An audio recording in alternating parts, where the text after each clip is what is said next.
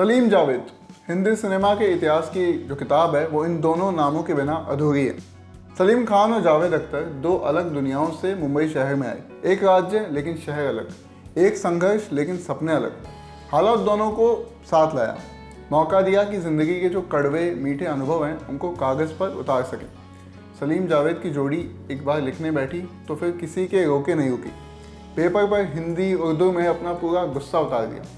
ये सिर्फ सलीम जावेद का गुस्सा नहीं था, बल्कि उस पूरी पीढ़ी का गुस्सा था। ये वो पीढ़ी थी जिसके लिए आज़ाद भारत के सपने धुंधले होने लगे। उसी रोष के प्रतिनिधि के रूप में जन्म हुआ एंग्री यंग मैन का। सलीम जावेद के बारे में बहुत कुछ लिखा और कहा जा चुका है अब तक। इसी कोशिश को आगे बढ़ाते हुए अब अमेजॉन प्राइम वीडियो की एक सीरीज़ आई है, लिमिटेड सीरीज़ आई है, एंग्री यंग मैन उसका नाम है। इसे नम्रता राव ने डायरेक्ट किया है। इस डॉक्यू सीरीज़ के लिए नम्रता और उनकी टीम ने सलीम जावेद के जो करीबी लोग हैं उनसे बातचीत की। सलमान खान, फरहान अख्तर, जोया अख्तर, अमिताभ बच्चन, जया बच्चन, हनी ईरानी और धर्मेंद्र जैसी शख्सियत ने अब क्लोज पर्सनल लेवल पर अपने अनुभव बयां किए। सलीम जावेद खुद भी इस सीरीज़ का हिस्सा थे। उनके संघर्ष और बचपन पर इतनी बात हो चुकी है, उसके बावजूद उन्होंने कुछ ऐसे हिस्सों को छुआ जो आपके दिल में अंदर तक आकर चुभते हैं, हिट करते हैं। जावेद अख्तर बताते हैं कि एक समय उन्होंने बहुत तंगहाली में ज़िंदगी बिताई थी, माली हालत बहुत ख़राब थी। उसके तरह आज वो बड़े होटल्स में आते हैं, 5 स्टार होटल्स में आते हैं, वेटर्स उनका ध्यान रखते हैं, हर महंगी डिश ला के देते हैं, सब पूरा ध्यान रखा जाता है, कपड़ा बिछाते हैं और अच्छे से सर्व करते हैं। ये कहते हुए जावेद अख्तर का गला रुंध गया, उनकी आंखें नम होने लगी। वो कहते हैं कि उन्हें नहीं लगता कि वो ये सब डिज़र्व करते हैं, उन्हें लगता है कि वो किसी और का हिस्सा खा रहे हैं। इस पॉइंट पर वो इंसान कोई महान गीतकार, स्क्रीन प्ले राइटर या शायर नहीं है। वो ऐसा आदमी नहीं है जिसके काम ने हिंदी सिनेमा का रुख हमेशा के लिए बदल दिया। इस पॉइंट पर वो बस एक वल्नरेबल आदमी है, ऐसा इंसान जो आज भी अपने बचपन से जो उपजा ट्रॉमा था उसमें जकड़ा हुआ है। फिर हम उनके जोड़ीदार सलीम खान से मिलते हैं। हम देखते हैं कि कैसे अंदाज और सीता गीता जैसी फिल्मों ने इस जोड़ी की नींव रखी।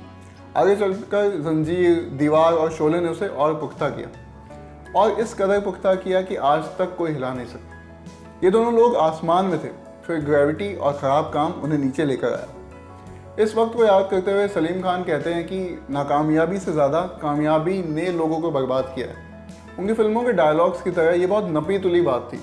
जैसे इस एक वाक्य को कहते हुए वो अपना कॉन्फिडेंस, अपना एरोगेंस, इंडस्ट्री वालों के ताने सब याद कर रहे हों। एंग्री यंग मैन की शुरुआत होती है सलीम जावेद नाम के लेजेंड से।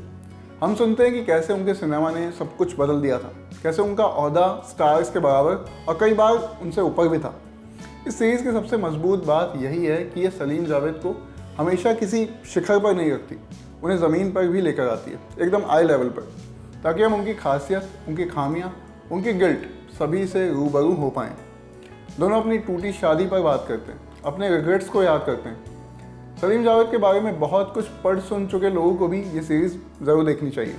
एल्विस और द ग्रेट गैट्सबी जैसी फिल्में बना चुके बैज लुह्रमैन कहते हैं कि फिल्में नॉन फिक्शन नहीं होती है। अगर आप कोई डॉक्यूमेंट्री बना रहे हैं और आपने सोचा है कि मुझे इस तरफ या किसी एक पर्टिकुलर एंगल पे कैमरा रखना है, तब वो अपने आप में फिक्शन बन जाती है, क्योंकि आपने तय कर लिया है कि आप इस एक ख़ास तरीके से वो फिल्म बताना चाहते हैं या वो कहानी दिखाना चाहते हैं। एंग्री यंग मैन देखते हुए ये बात याद आती है, काफ़ी हिस्सों में याद आती है। नम्रता ने कुछ हिस्सों को रोचक बनाने के लिए उन्हें ड्रामेटाइज किया है। इसी क्रम में आया अपबीट म्यूज़िक नैरेटिव पर से ध्यान भटकाता है। जैसे जावेद अख्तर की जिस सीन की शुरुआत में बात हुई थी, उसके 1 मिनट बाद, मतलब कुछ पल बाद ही म्यूज़िक ऊपर चला जाता है और वो kind of defeats the purpose. उसके अलावा आमिर खान और ऋतिक रोशन जैसे मेहमानों को अवॉइड किया जा सकता था। वो लोग सलीम जावेद के सिनेमा के इम्पैक्ट के बारे में बात कर रहे थे। इसी काम के लिए कुछ स्कॉलर्स भी सीरीज़ का हिस्सा थे। ऐसा लगता है कि ऋतिक और आमिर को सिर्फ स्टार पावर वाले फैक्टर के लिए रखा गया।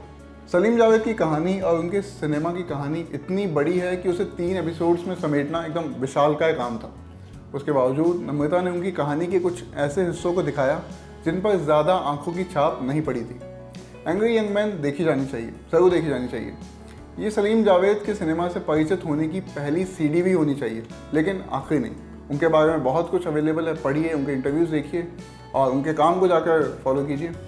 आज के रिव्यू में इतना ही। मैं हूं यमन और कैमरा के पीछे हमारे साथी जतिन। शुक्रिया।